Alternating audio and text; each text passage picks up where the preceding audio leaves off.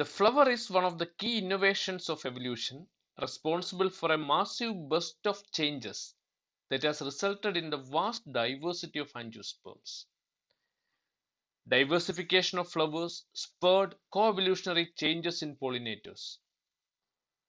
The form and structure of flowers we saw around us picturizes one of the most wonderful examples of coevolution. We shall familiarize some of the terms associated with the form and structure of flowers.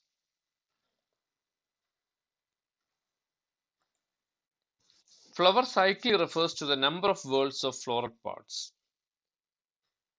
If a flower has all the four floral whorls, calyx, corolla, androecium and gynoecium, the flower can be described as a complete flower. See, this is a complete flower. It has calyx, corolla, androecium and gynoecium.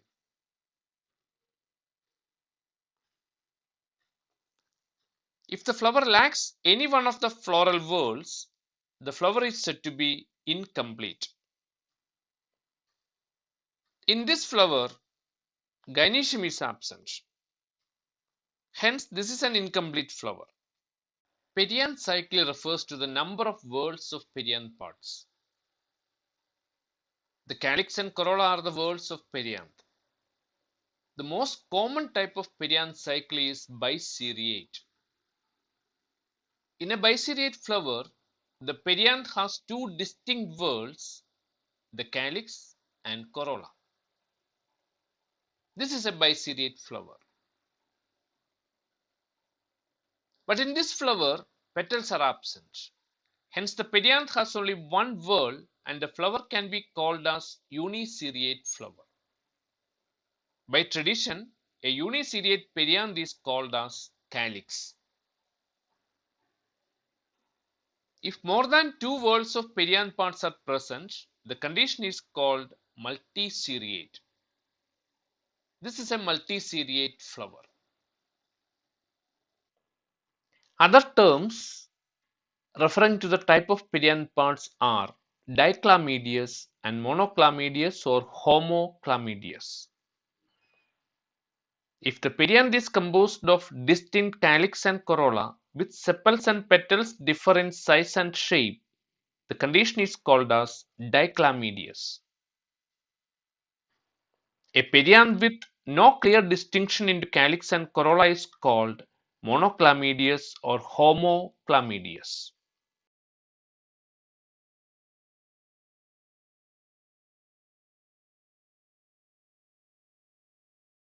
Symmetry of a flower is largely based on the relative size and shape of sepals in calyx and petals in corolla. Symmetry refers to two things. Number one, presence of mirror image planes of symmetry. That means whether the flower can be cut into two equal halves or not. And number two, number of planes through which the flower can be cut into equal halves. Based on these two criteria, two types of symmetry are possible. First one is radial symmetry and the second one is bilateral symmetry. Let us examine this flower. This flower can be cut into equal halves through this plane, again this plane, and so on. So this flower has radial symmetry. That means we can divide this flower into equal halves through several planes. Such flowers are called as actinomorphic flowers. In practice, an actinomorphic flower has all parts of the calyx and all parts of the corolla more or less of the same shape and size. Second type of symmetry encountered in flowers is bilateral symmetry. See this flower. We can divide this flower into two identical halves only through a single plane. Such flowers are called as zygomorphic flowers.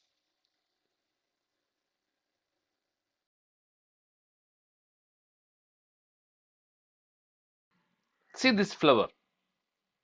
Here, the petals in corolla are seemingly of the same size and shape. But on a close observation, we can see that two petals are slightly different in size and shape. This makes the flower zygomorphic. But this is not significantly zygomorphic. Therefore, we refer to this kind of flowers as slightly zygomorphic flowers.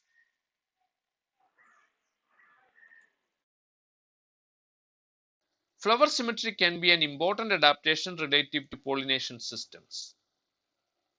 Actinomorphic symmetry is likely the ancestral condition in flowering plants. Later, zygomorphy might have evolved as a means of efficient transfer of pollen to the pollinating agent.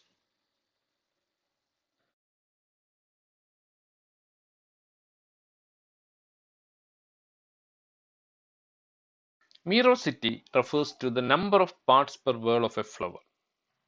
Usually, merosity of perianth is taken into account. A trimerous flower has 3 parts of perianth per whorl. See this flower.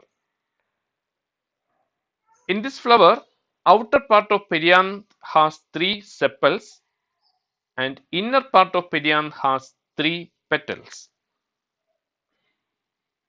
In a tetramerous flower, 4 parts per whorl of perianth are present. See this flower. 4 sepals and 4 petals are present. In a pentamerous flower like this, there are 5 parts per whorl of perianth. See 5 sepals and 5 petals in this flower.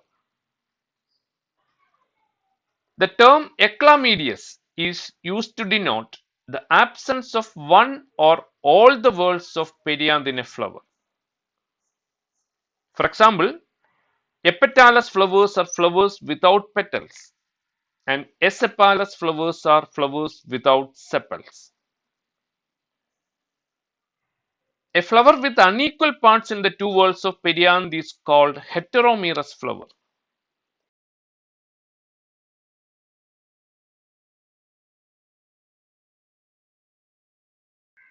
Another term often used while describing a flower is estivation.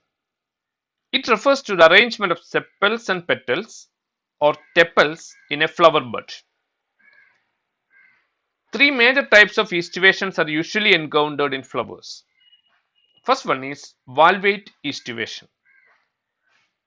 If there is no overlapping of margins of sepals or petals or tepals, they are said to be in valvate estivation.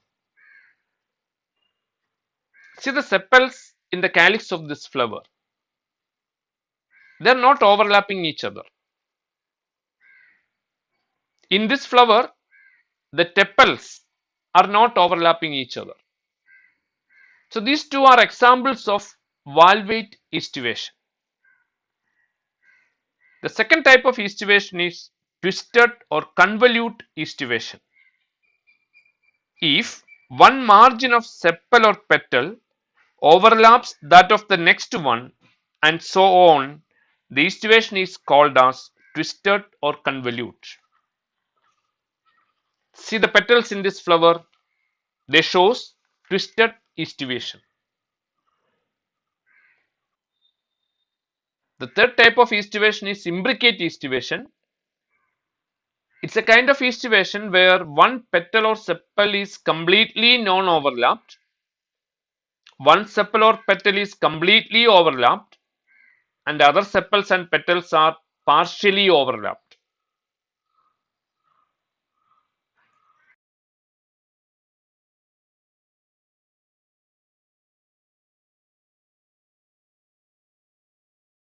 Another important morphological trait used in plant classification is the position of gynoecium.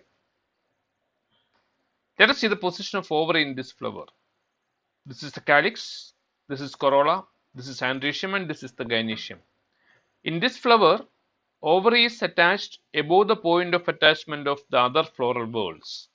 Hence, the ovary is said to be superior, and the flower with superior ovary is described as hypogynous flower.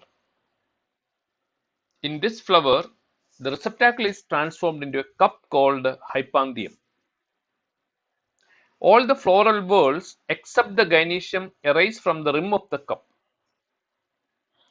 Gynoecium arises from the bottom of the cup. And the position of ovary is described as half inferior. Flowers with half inferior ovary are called perigynous flowers. In some flowers, the hypanthium cup fuses with the ovary wall and all the other floral whorls appear to be arising from the top of the ovary. In such flowers, the ovary is said to be inferior in position. Flowers with inferior ovary are called epigynous flowers.